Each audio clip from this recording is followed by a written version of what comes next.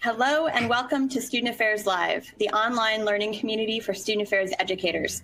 I am your host, Heather Shea. My pronouns are she, her, and hers, and I am thrilled to be back broadcasting live from the campus of Michigan State University, where I serve as the Director of Women's Student Services in the Division of Student Affairs.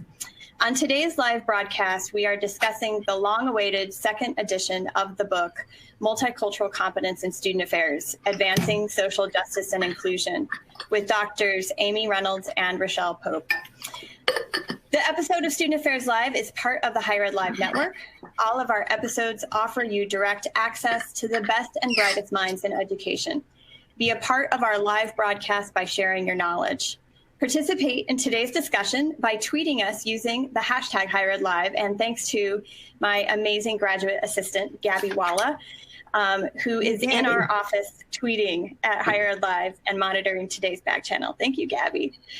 If you have questions for our panelists, please tweet us at the hashtag, and we will do our best to incorporate them into today's discussion. My co-hosts, Keith Edwards, Tony Duty, and I rotate and broadcast Student Affairs Live approximately twice each month on Wednesdays at 1.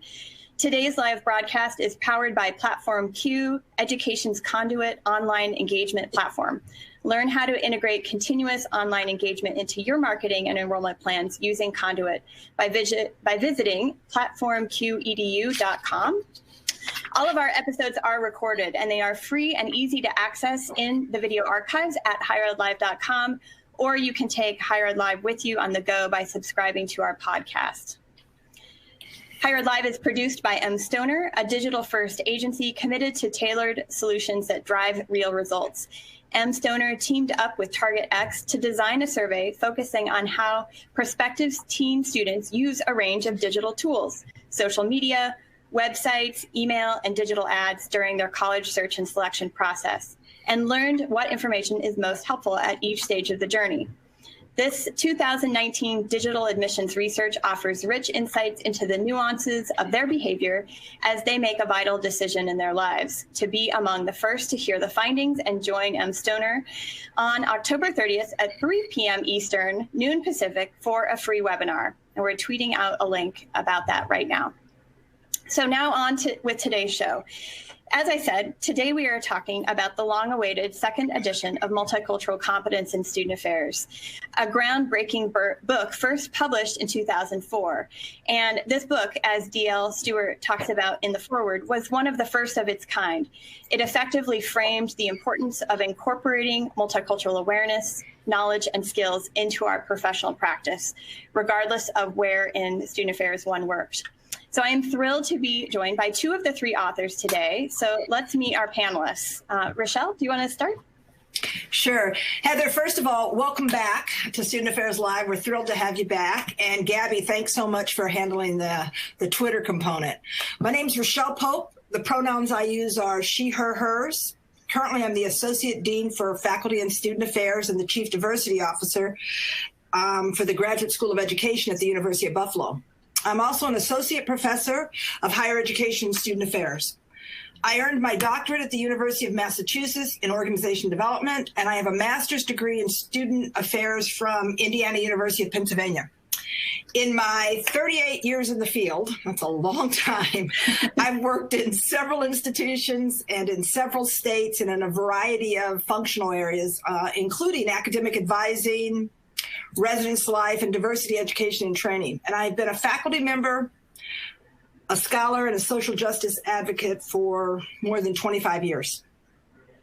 Welcome. Thank you so much for being here today. I really appreciate your time. Amy, welcome. Hi. My name is Amy Reynolds. My pronouns are she, her, hers. I'm currently an associate professor at the University of Buffalo in the Department of Counseling School and Educational Psychology. My training, doctoral level training, is as a counseling psychologist, but I got my master's and my doctorate at Ohio State University in student affairs, and I spent 10 years. The Ohio State. Yep, that's it. They lost the lawsuit, though. I mean, the copyright. Anyway, so I spent 10 years of my career as a counseling center person, so working in student affairs. So I have dual identities as both a counseling psychologist and a student affairs person. I'm happy to be here. Welcome. And there's a third author on the book. Amy, can you introduce John in absentia? Yes, I'm happy to do so. We're sad that John couldn't join us today. John Mueller is a full professor at IUP, Indiana University of Pennsylvania, in their Student Affairs and Higher Ed program. He's been there for about 20 years. He's actively involved in ACPA and is currently a senior scholar within ACPA. Yes, we miss having him on here as well. So, Raechele, I know all three of you have been close friends, colleagues for a long time. Can you talk a little bit about how you came together, not only to write this book, but others? Sure. You're right. Amy, John, and I have been friends and family, basically, for a long time. I think a lot of this started when Amy and I were having some conversations she is a counseling psychologist and had lots of discussions about how to infuse diversity and equity work into the work that we do. And I was realizing as I was looking at their material, listening to the kinds of stuff that Amy was talking about in terms of counseling psychology, they were at least 10 years ahead of student affairs in looking at these issues as being central to the work that their members, the members of counseling psychology, do. And so early on, we were talking about this, and we wrote an article about multicultural competence as a core competence for the work that we do in student affairs. And we'll talk about that part a little bit later. And then we proceeded to offer speeches and consulting around this topic. John Mueller was on my research team at Columbia University Teachers College, and we, along with Raechele Jordan, began to develop an instrument to measure multicultural competence.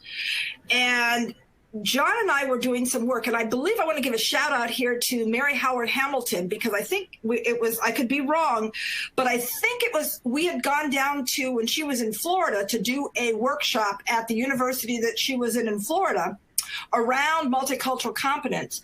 And on the way back, we were on a plane and we started talking about how we should really write this into a book. And I actually believe it was John's idea to frame each chapter of the book around one of the areas of competence.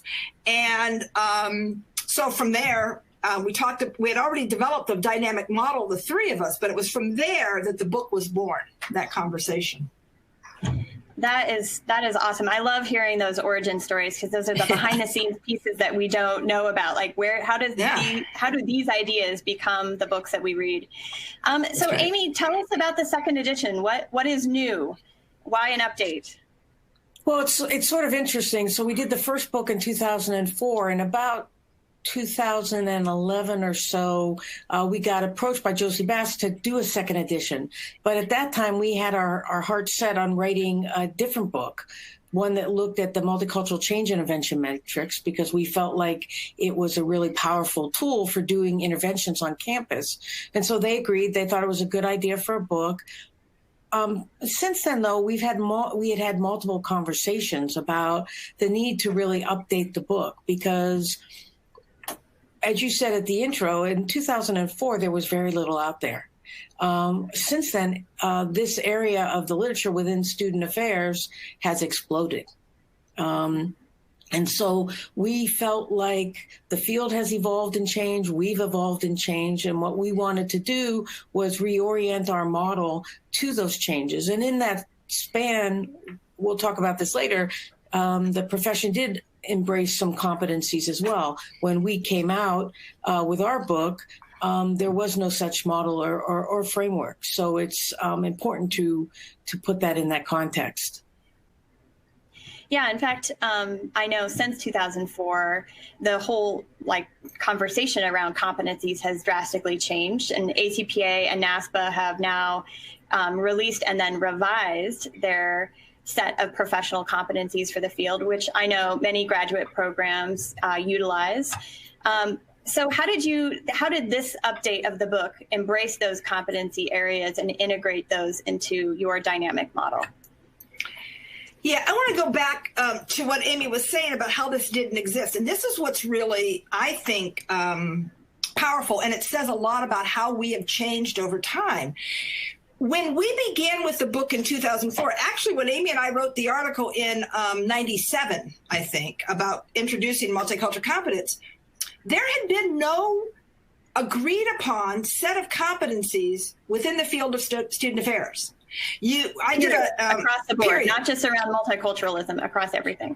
Yeah. Exactly, period. And in fact, one of the things that I did during my doctoral work was did a complete and thorough literature review to find out what we were saying about multicultural competence, what we were saying about were the core competencies that you needed to be a professional in the field. And they had listed a lot of ideas, like you needed to be good at listening, you needed to be an administrator, you needed to be an advisor, and they had listed all of these, but there was no agreed upon set of competencies. And none of them mentioned multicultural issues in any kind of way as being a core competence. In fact, it was looked at as an area of expertise for whoever was interested in it. But no one was saying that you had to have these kinds of skills to do effective or ethical practice. So in our 97 article, and then again in the 2004 book, we said that wasn't enough. And we articulated a list of core competencies that said not only was multicultural competence a core competence, but that it had to be integrated into the others. In 2010, so 6 years after our book, and after much work and discussion, because I was on some of those ACPA NASPA conversations, NASPA and ACPA released a shared set of core competencies for the field. In 2015, they were revised. So by the time we got around to rewriting the book, we said we absolutely should look at these core competencies that they have established and see how we can work them into the book. And as we looked at them, we saw a lot of agreement. Let me put a slide up here. Slide 6. Does that... Yes. Is that up? Okay, great. We found a lot of agreement, a lot of overlap between the ACPA NASPA professional competencies and the ones that we were going to use in the book. We also found some important differences. The first is if you look at the last two of the ACPA NASPA competencies, we didn't believe that personal and ethical foundations or values in philosophy and history were actual competencies. We believe that they were important, personal, dispositional, perhaps informational content areas, but we didn't think that they were an area of competence, which we believe also involves skills and things like that. As we looked at our list, we realized that we hadn't included technology in 2004, but absolutely believe that it should be. And so in our new list of competencies, we believe that technology had to be included. And finally, we identified two important areas missing in the 2015 ACPA NASPA competency document that we believe are central to the work that we do in student affairs. The first is theory and translation. Although ACPA NASPA document did list student learning and development, but none of the other theories that we work with or that are important to the work we do, like organizational theory or counseling theory or leadership theory and so on, none of that was mentioned. It was just student learning and development. And we felt that we couldn't just focus on student and learning and development theories, but we needed to be able to take whatever theories we're using and learn how to translate them. And the second area that wasn't included in the ACPA NASPA document was teaching and training. Now, we just thought that was a major oversight because teaching and training are ubiquitous to the to what just about every student affairs position has and central to the work we do. So we changed our language in our book. We tried to write our in the cases that we thought was appropriate, we matched our language of the competencies to more match the student affairs the ACPA NASPA competences. That makes so much more sense to me. And I like that you all built upon and revised and then, you know, even identified some gaps that are in existence in those competencies. And I know there's a continual effort to look again at those to make sure that they do reflect the current in the field. So maybe you'll lead the way in the next kind of iteration whenever that occurs.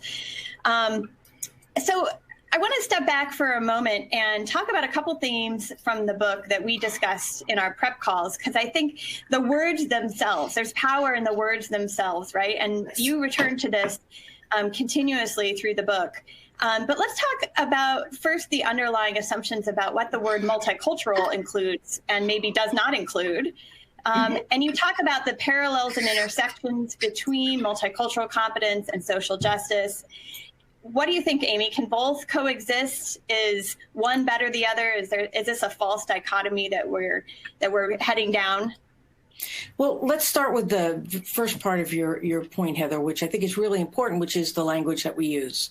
So we wrote about this in our 2004 book.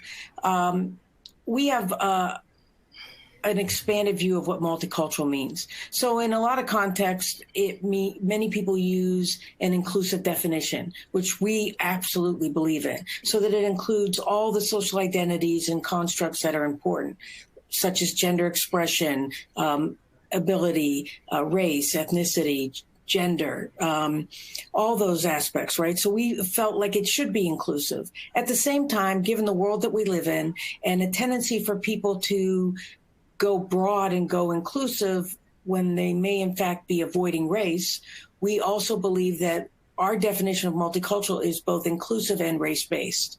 And we are invested, and we wrote about this even more in our newer edition than in the first edition, about moving away from dichotomies in our language, so that it's either multicultural or race-based. Because in fact, there are times when multiculturalism infuses the infusion of all the identities causes race to disappear. And a perfect example of that is in the initiative within ACPA, when it was focused on racial justice, there was initial pushback on that. Like, why isn't it social justice? Why is the focus just on race? So that's important to us. I think moving away from dichotomies when it comes to multicultural versus social justice is also important. We never, and in our original book, we talked about critical consciousness and all the much of the language that's used in today's vernacular. But at the time when our first book came out, language like social justice, intersectionality, those were just coming up on the stage of common language for people to use. So a lot has changed. We don't view multicultural competence and social justice as dichotomous.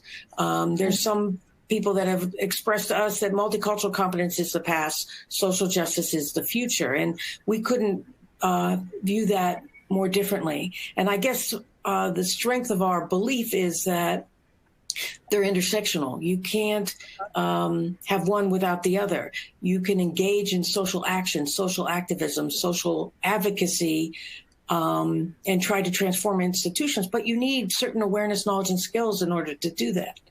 And so we can't really skip over. And it's not like multicultural is entry level and then we go to social justice, because the skills, the awareness, the knowledge that we need must continually evolve, right? As the field evolves, as society has evolved. If you think just what's happened around gender and gender expression in the last 5 years alone, you could see that people need different awareness, knowledge, and skills in order to be adequately, not only effectively dealing with students and our institutions, but to transform our institutions so they are truly inclusive and equitable.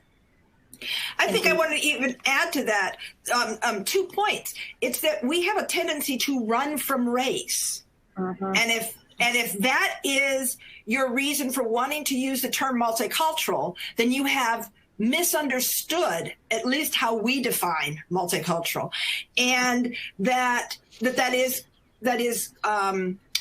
crucial that we say that it has to be both race-based and a broader definition, because both are true in different situations. I'm on a Facebook group called Black Student Affairs Professionals.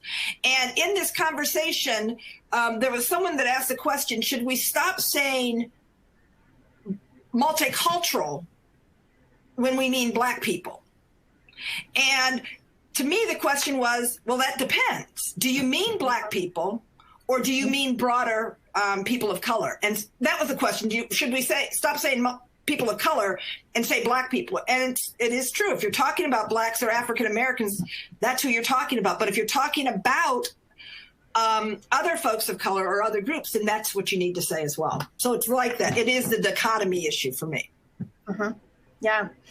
I'm reading Robin DiAngelo's book, White Fragility, right now, and she speaks to this pretty directly about how white people want to avoid all conversations around race. Now that I'm done with my dissertation, I can go back and read all the things that I didn't have time to read then. So let's go to the other word in the title. So competence. I mean, we've been talking about competencies and the importance of student affairs competencies broadly.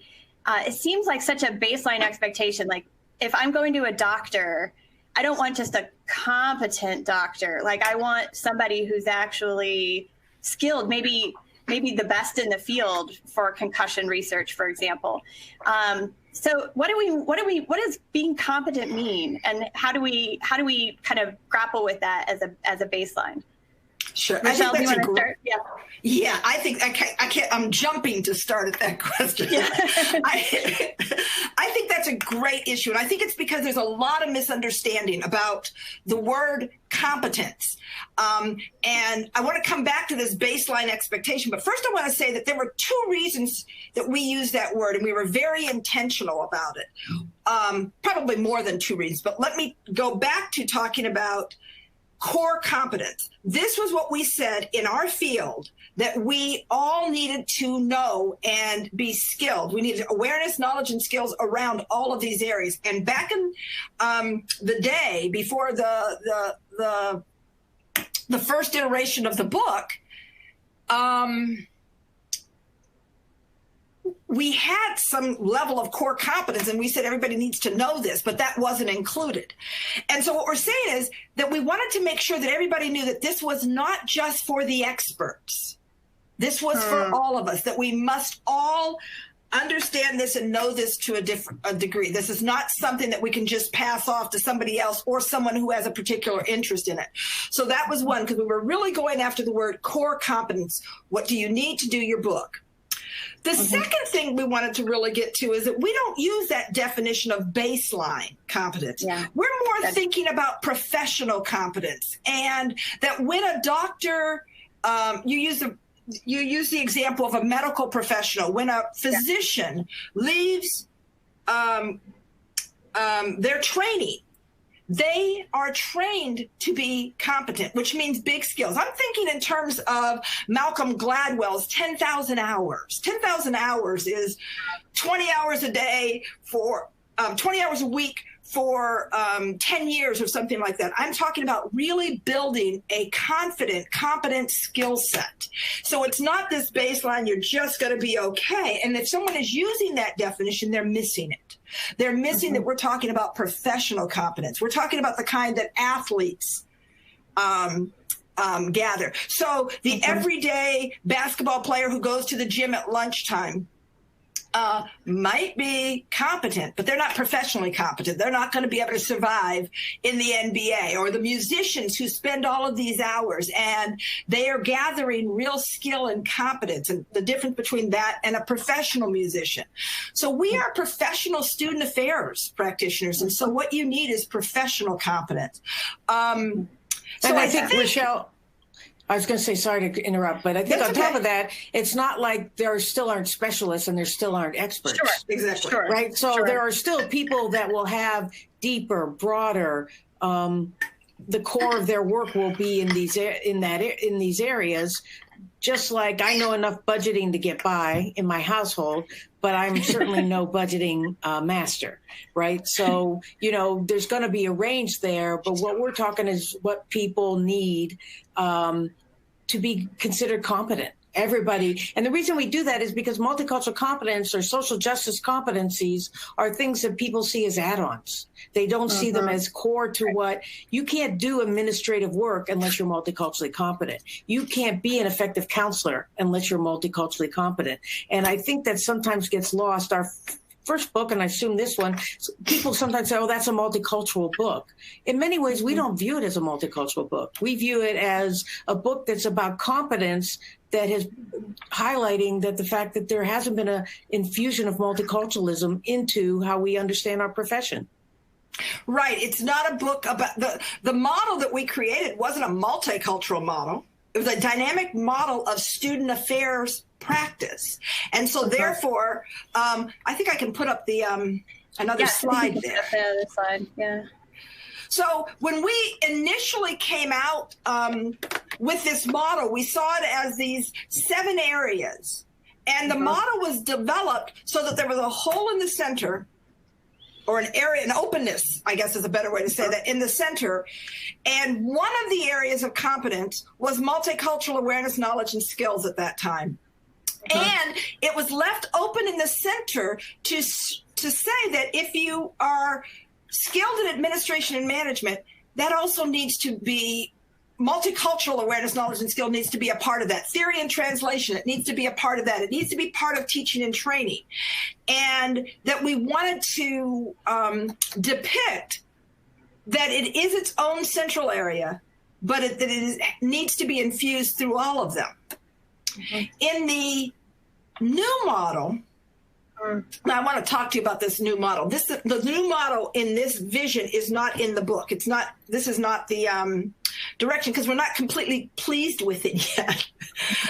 We think, I'm going to go back to the old model. The old model demonstrates movement and an openness. This new model that we're using, one, it has the added areas, the technology area, for example, and it still has the openness in the center, but we haven't been able to figure out a way to open up the individual competence areas to demonstrate that it flows through all of them. This is a graphic arts issue, not a we just can't seem to figure out how to do it. I keep opening it up to students and say, help us figure out how to do this. And when we do a presentation or some kind of consulting, we ask people to help us figure out what would open that up so that you could see that it's not only movement, but also that it's connected. Believe it or not, I forgot where I was going. So I'll just say one thing about, I have a graphic background, incidentally. One of the things that it strikes me, though, is that it kind of looks like a camera lens, which is an interesting metaphor, right? It's like a lens onto which we view our work, our professional work, from whatever functional area that we're in. So I don't know if that was intentional, but it definitely has a camera lens feel to it. Well, Heather, it's interesting that you said that, because one of my students last year gave us that image, and again, still not knowing how to do it, but really hearing that, and the camera lens resonated with us. I'm sorry, you were going to say something. Yeah, I was going to say, I think the reason the language of a lens is so powerful is that what it means is when you're looking through the lens, you see everything, right? And it gets away from that idea of multicultural and social justice as an add-on, which it is for so many people. And that's why who's in the room often matters, because a lot of times when there's people of privilege in a room, they don't always see everything, right? Because it's not part of their lens. So I really, I see that now that you said that. I hadn't originally seen it, and it is very powerful to think of it that way. Yeah. So I love this model, and I think that there's such power in the talking about the transformation and how things shift over time. So in like action, so we're talking a lot about the theoretical basis of this and the work that we want. Amy, how do you hope that this book is used, and how do you hope people take up this model? Whether they're graduate students or educators or student affairs practitioners, to apply this to advance social justice. Talk a little bit about the application. Yeah, I think that that's really important, because we're not here about just developing a theory that helps people understand things. putting forth this model to help people change their practice, right? And so we think that that's really important. And so we haven't really talked about this explicitly, but our first book was based on a tripartite model of multicultural awareness, knowledge, and skills, which came out of the counseling field. We again went back to the counseling psychology literature to sort of see the ways in which the language has changed since our original book. And one of it was that people started talking about the concept of action being a fourth part. So we changed our model to become a quadripartite model of awareness, knowledge, action, skills, and action. Because a lot of times when we talk about multicultural competence, it kind of gets focused on the interpersonal part. So that how people interact with each other. You know, we could try to remove all the oppressive attitudes that we want and have people relate to each other in more equality-based ways, but that won't change the structure of our institutions. It won't change all the ways in which oppression is embedded in all the systems we live and operate in. And so we put in this area of action or advocacy. And so it's important to sort of think about what are the awareness, knowledge, and skills we need to act on our environment and to engage our environment. And so there's a lot of talk in the book about that, to sort of say, in my spheres of influence, what can I do to ensure that at every level, the policies that we enact, the ways in which we physically set up our office, the ways in which we do outreach into the community, the ways in all of those things use that lens, as you put it, of social justice and equity and inclusion, so that the goal then is to have true inclusion. And so that's one of the reasons why we put in, I know that we're going to talk about this later, the case studies, but so that people think about it in practitioner ways. Yeah. I want to take this moment just to put out there on the live broadcast. We have a great audience today. If anybody has questions for Raechele and Amy that you'd like us to incorporate, please definitely tweet those to the hashtag HigherEdLive, and we'll do our best to kind of work those in into the episode flow today. So while we're waiting, if there's any potential questions out there, I wanted to dig in a little further to this idea of applying theory in practice and how we take concepts that are used in books and make them real for, you know, those who are not only studying to be future student affairs educators, but those who are currently serving in roles.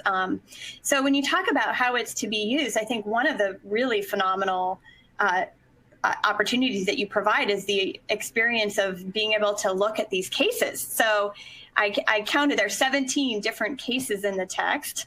Talk about like how you developed these, who wrote them, and all of that. How do you see them being used, you know, either in classes or, you know, case study competitions at professional conferences or whatever, but in other ways as well.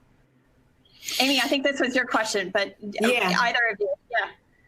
Well, I'll start. Raechele, jump in if where you see the point. But we had case studies in our first book, but we really thought about how we wanted to use them, and so we restructured sort of how we sort of set them up to make them less. Make the process more user-friendly. We reached out to a variety of students, practitioners from all over the country in all different positions. And we were really pleased with the examples we got back. Many of them are based on real-life stories, very compelling stories. We were really amazed by these group of authors that we asked, because we asked them to really try to get us very intersectionally oriented case studies, because we feel like we didn't want to have the race case study. We didn't want to have them all broken down into these subcategories. And what they sent back to us was sort of unbelievably intersectional and complex, which is how life is, right? So we're very pleased about them, and we feel that they offer the opportunity for people not only to grapple, but to prepare themselves. If I was in that situation, what would I do? Yeah. Which is important. Yeah, and what I just want to really give a major shout out to all these people that that Amy mentioned. There were current students and former students of mine or Amy's or John's. There were practitioners who said these issues are so important. And without question, whoever we asked said, yes, how can we do this? This is important work and we want to be a part of it. And so then we're seeing so many opportunities for people to use these case studies that often we try to make this stuff real in a classroom. And so sometimes having a case so that we all have the same knowledge about it is so helpful. Use it in the staff training activities like Amy was talking about. So I think it's really I'm just thrilled with the case studies that they came up with. So. Yeah, I think, just like other problem-based learning tools, I think case studies really have a direct applicability. This is a practitioner-based field. And so if we're effectively preparing graduate students, we need to have them working through scenarios and situations that they might likely encounter, in advance. I mean, I think of like the RA, behind closed doors kind of conversation, right? So you get to practice in that environment with typically other RAs before you go out. So similarly for student affairs educators, I think there's some real power in using that as a tool. And Heather, in some of those examples, they show how it wasn't maybe handled well, which is also the reality, right? We're going to make mistakes. When we're striving to be inclusive, we're going to mess up. And so some of the cases are set up where this happened, maybe that didn't go so well, or what should have happened? What are the competencies that a person would have, if they'd been more multiculturally competent, how might they have handled it differently? And so, I think that that's an important part to acknowledge. Well, I think it's important to acknowledge beyond the case studies, because the reality, and this is what I try to tell people, I know I'm going to make a mistake around these issues. I don't know everything, nor is it possible to know everything. And we're going to make mistakes. And one of the things that I like to talk about, it isn't that I make a mistake. It's the skill is learning how to recover from the error. I am going to because I'm flawed, because I'm not perfect, I'm going to make a mistake. I'm going to make an assumption that I didn't even realize it was an assumption. I'm going to get in there and I'm going to find a bias of my own that I hadn't uncovered. I'm going to misgender someone. And it's learning how to recover from that one, how to restore the humanity that I just took from someone. Or I don't know if I took their humanity, but I certainly dismissed them in some way, erased them in some way. And how do I recover from that? How do I learn from that? How do I move beyond just apologizing from it? And I think that's an area of competence. Sorry, Raechele. Then on an institutional level, we also have to do the same. We make mistakes, or we create policies that we think are effective or meaningful. And we don't realize, in the words of DL, how some of our multicultural efforts have really been, the focus has been appeasement, right? So that, there's ways, Raechele's model of multicultural change intervention matrix talks about first order change and second order change. And there's ways in which you could argue that having a diversity officer is first level change. It's locating the responsibility for creating change on campus with primarily one person. So in a way, it's a way that institutions can say, see, we're doing this, when in fact, they're truly not changing the core structure of the institution. They've just added another person to do the job. Now, in an ideal sense or world, that person has power and resources to really affect change at their institution, but that's not always the way it happens. Right. Well, and context really matters as well, right? I mean, so institutionally, what might look like really cutting edge work at an institution in a very different state. I always use Idaho because I used to work at the University of Idaho.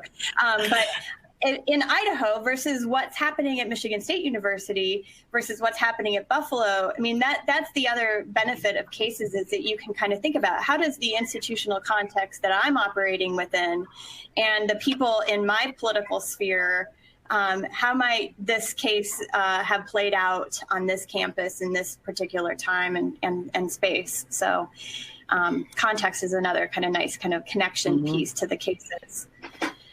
I was really struck also by what DL wrote in the front, and you talked about this a little bit, Raechele, as well, about the whole almost not quite or almost not yet, working towards trying to be competent, but inevitably, messing up or failing. And then what do you do to recover? Like, how do you move into and through those spaces?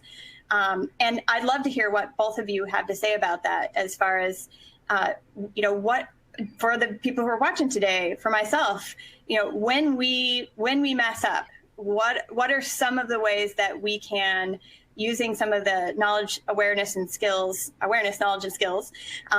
take action to maybe repair those situations or also be okay? Right. I think that's, in many ways, that's at the crux of it all, isn't it? Right. From a personal standpoint, what are some of the things that are required from us? And we can see it when it doesn't happen, when we deny that this happened, when we take away your experience of how you've of how you've actually experienced this. And so it's instead, some of those simple things, acknowledge that I've made an error, ask how to repair it. What does that person now need from me? What does this situation need from me? And then going off and doing the work, that I need to say, what led me to that? What do I need to know? What do I need to relearn? How do I need to educate myself about these issues? There's another side to this too. It says we live in a time that the response is, you made an error. And so I'm talking, that's it. You're done. Cancel. I think DL kept talking about the word that we live in a cancel culture, Well, I'm an educator. And I don't believe we get it the first time or the third time or the 10th time, because sometimes it takes time to learn this stuff. And certainly it takes time to become skilled at this stuff. And so that in our educator role, and then I think the students that we're all training to be educated, and everybody that's on that campus has to recognize that this education is the center of what we're doing. So I think that there's some messages for both of us. That doesn't mean, I remember when I was first dealing with this stuff, I kept feeling I had a need to, quote, educate everybody. And so I'd be in the grocery store and someone would say something who was checking out my groceries. They'd say something that was really insensitive or whatever. And I would stop and say, well, I want to talk to you about, how you said that or how that made me. I didn't need to do that at that point. In that situation, my only goal was to stop that behavior. This person I didn't have a relationship with. They weren't on my campus. I didn't have any need for that. I had to learn that there are different times when I'm an educator, so I can stop the behavior, which is the most important thing for me, to protect myself. But in other situations, if I'm having a relationship with this person, I have to realize that sometimes there is a shared responsibility. Clearly, if I'm the one making the error, if I'm the one causing harm, most of that responsibility is mine. And all I ask from the other person is to give me a chance to make it better and to learn better for the next time. I'm going to fail. I'm going to fail better the next time. I'll fail better the next time until I finally succeed. There's a term in counseling psychology that there's been increasing research on, which is the idea of cultural humility, where people need to, especially people who have strong identities as advocates, need to also engage with and understand their humanity and that they're going to make those mistakes. And how do you, again, learn from that? So, there's some growing research that this is predictive of people's behavior and their ability to handle or move towards competence. We had a question from Twitter. Kat Bell has asked, Have you all worked with other departments in academia? She says, I'm a librarian and I have thought a lot about how I could deploy your work, and that she loves it. Love those librarians. Yes. We have. We've done work for faculty writ large, people not in student affairs and higher ed programs. There have been other units that have asked us on campus to deal with this, and actually some not campus units, campus adjacent units, stuff that we've done in education, K-12, things like that. But one of the things we think about is that we believe it absolutely is transferable. What isn't transferable necessarily is these are our competencies, the ones that we've come up with, the theory and translation. But in almost every field, there is theory that needs to be translated. Their role might not be advising, but there's some other areas. So if people identify what are those core competencies for their areas, then there is work that can transfer from this. Okay. Well, and even just the whole idea of awareness, knowledge, and skills, and what that means within every different setting is really connection. It's an important connection. And I would say that some of the most challenging people to intervene with actually happen to be faculty, because they don't often think about it this way. But you think about it, to be an effective faculty member, you need awareness, knowledge, skills in order to handle microaggressions that happen in your classroom, in order to design activities and what you do in your classroom to be inclusive, et cetera, et cetera. So that's why it's really good that we have the teaching and training competence, but why I think we really need to infuse this out into our campuses beyond student affairs. Mm-hmm. Yeah, so you mentioned action, and I love that is now part of the I don't even know how to say that word, quadripartite. We struggle with it too. I got it. Because I think just as when I think about like my feminist identity, it's about taking action, being an activist, advocating. So I love that is on there. Maybe we should put that quadripartite model up and talk a little bit about how you operationalize this as kind of a key point. Do we get that? Let me see there. There it is. There we go. Cool. Raechele, do you want to talk a little bit about that? Sure. I think one of the things that we thought about with the quadripartite model was that initially we incorporated advocacy or action into skills. And over time, we learned that it really needs to be separated.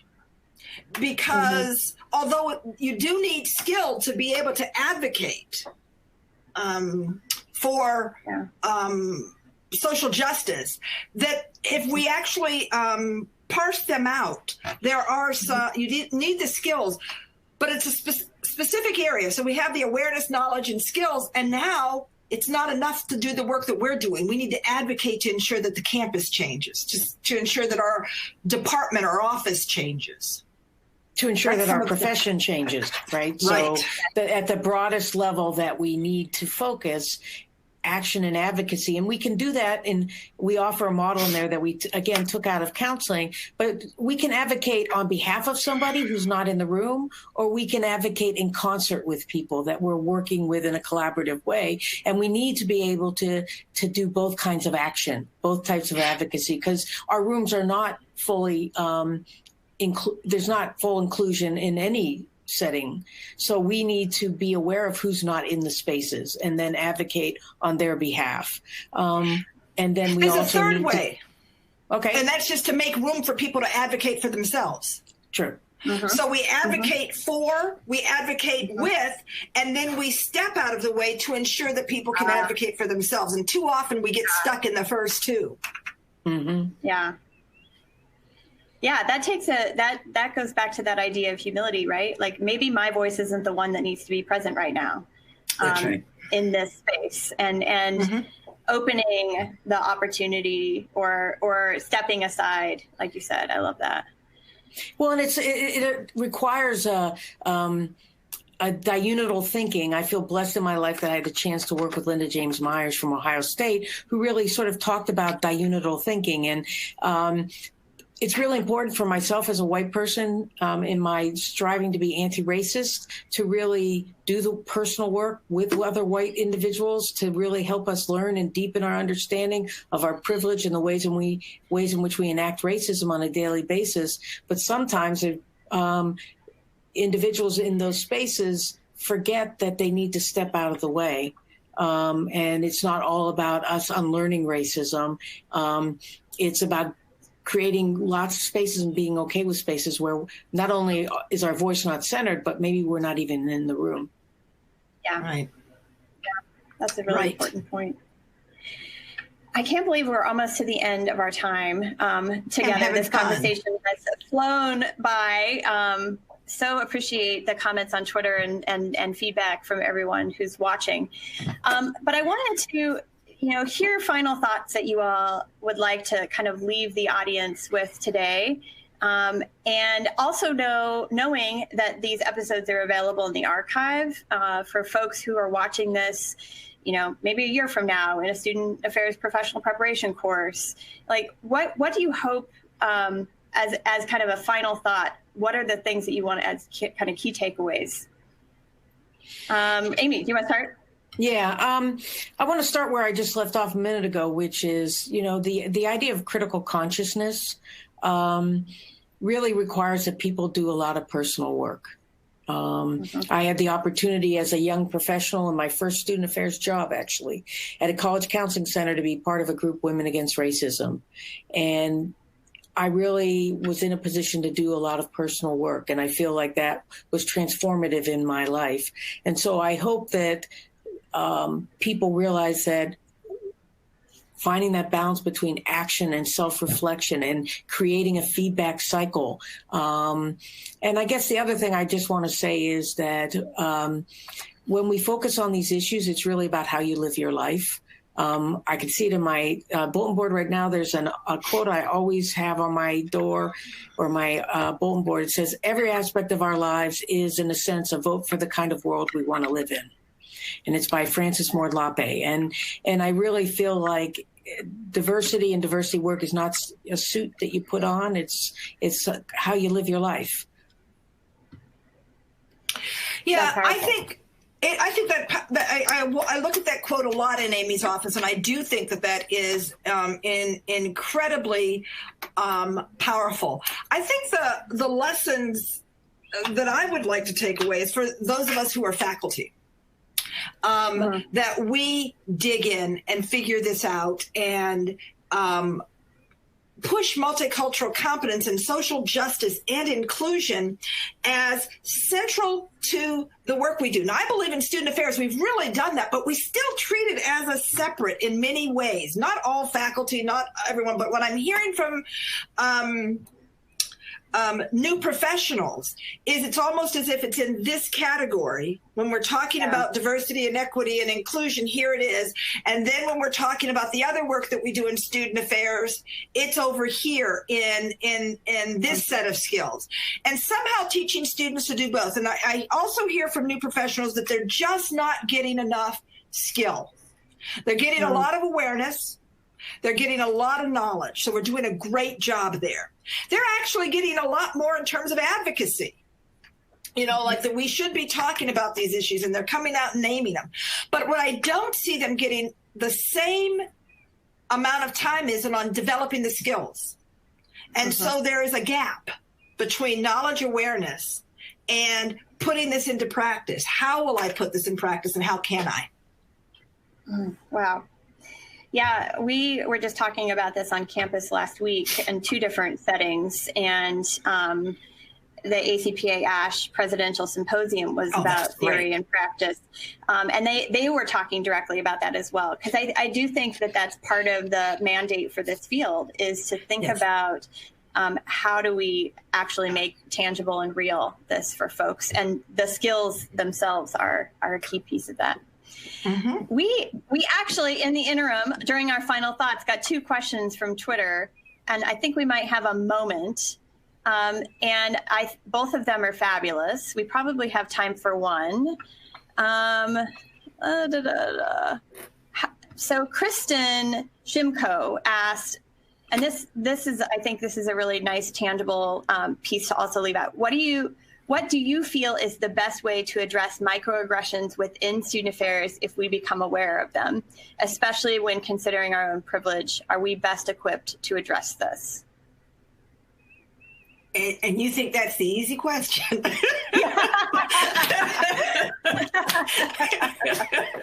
Well, I'll read you the other one as well. No, we're good. Line it up together. Yeah. So I think it depends on, are they microaggressions we've acted out, or, ones that we're observing, right? Because obviously they require different awareness, knowledge, and skills, right, to deal with them. And that's, I think, where the humility comes in. It's really hard when we fall short of our ideals, but to own that. We live in a apology society right now, where people don't truly know how to come to someone and say, I really hurt you. What I said, I'm sure cut you to the core. And I really want to convey my feelings, as opposed to, I'm sorry that you were hurt by what I said. That's not an apology. There's nothing sincere, despite someone's sincere effort, about that as an apology. So I think that's step one. What do you think, Raechele? What comes next? Well, I think, and I was thinking about it when we witness it. I think the first thing is to step in and say something. I think the first thing is to acknowledge that it's happening. And then where we go from there depends on what happens with the acknowledgement. And sometimes it's gathering other people to help us convince someone that this was inappropriate. It's sometimes just stopping and pausing. I'm thinking about myself in a classroom. We stop and pause and talk about what just happened. What did it mean? Where did it come from? How do we do better? So I think microaggressions are, first of all, they're so complex, and they absolutely need to be acknowledged. And I sometimes get people saying, would you deconstruct microaggression for me? Because what's micro about it? It didn't feel micro to me. But I don't think the name needs to be changed. I do think I get it. It's the everyday little ones sometimes little and big things that happen all the time. And so for me, it's a matter of our identifying that and stopping the immediate behavior, acknowledging the behavior, and then figuring out what to do next. And I guess I want to add to that real quickly is there's no such thing as a missed opportunity. So say you're in a class, and a lot of times when microaggressions happen, they happen quickly. You don't absorb them in the moment. You're not aware of them. It's always possible, except when you're Raechele in the grocery store and you may not have the same clerk again. It's always possible, whether it be with your staff or when you're teaching a class, to circle around again to say, you know what, I've been thinking about this all week and I really want to bring up what happened. There doesn't have to be that missed opportunity. Yeah. I just want to, and I'm not going to ask the full question by the other person, but I do want to make her initial point, because I think that this is a really fabulous note to end on. Melissa Hubbard wrote, multicultural competent practice requires time for reflection and conversation. We are under, as higher education professionals, a lot more pressure to do more with less, which can limit our ability to think deeply about these topics and make change. Those of you who are watching today, to both of you on the webcast, I think having this time together, and then hopefully the opportunity to pick up a copy of the book and spend some time thinking about it, discussing it with your colleagues, is a great first step. I think we have a PDF that we're going to tweet out with a link to a discount on the book. So Gabby will put that out into the Twitterverse. So thank you for that question. How we balance and try to create time is one of the biggest, I think, challenges in our field. And when we value it, we create time for it, right? Like, we're all very, very busy people. So finding ways to value is the key piece. Thank you to both of you for your time today. You were fabulous. entry points back into my role as host on Student Affairs Live. Thank you to the great work of our presenters, as well as the producers behind the scenes, to Gabby Walla for tweeting and managing our back channel. I want to give a quick promo to my co-host, Keith Edwards' next episode. It is on Wednesday, October 23rd at 2 p.m. Note the different time. He will be featuring a panel of college presidents, college and university presidents, who all share a common background in student affairs. This episode is going to be phenomenal. I know all three of these individuals, and it'll be a fabulous conversation. You can receive reminders about this and all of the episodes by subscribing to the Higher Ed Live newsletter. You can browse our archives at higheredlive.com. And again, I'm your host, Heather Shea. Thanks again to our fabulous guests and to everyone who's watching. Make it a great week. Thank you, Heather. Thank you. Thank you.